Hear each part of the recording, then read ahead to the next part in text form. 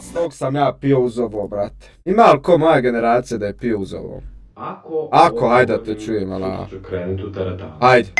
Bravo, brate. Hvala Bogu jer nemam para za to. Bravo, hajmo dalje, Ante. Ako ovo pogodim, napokon će biti vrijeme kad ću i ja položiti vozač. Bravo, Ante. Bravo, kralju. Dobro, jer ni za to nemam para. Bravo, brate. Ako ovo pogodim, prestajem mrzit muškarce. Baš tužno i štetam.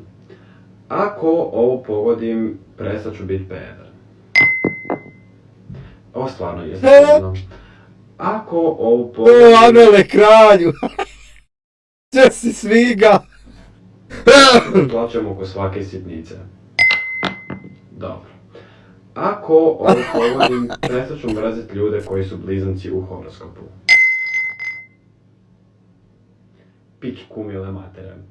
Ako ovo pogodim, sutra dajem otkaz na poslu. Jebi ga. Ja ću se praviti da je ovo upalo unutra zato što je izletilo van. Ako ovo pogodim, sutra zovem zgodnog susjeda na kafu. Hvala Bogu jer nemam muda za to. Ako ovo pogodim, prestajem pušiti cigare. Hvala Bogu jer bi kompletno popiđe nakon toga. Ako...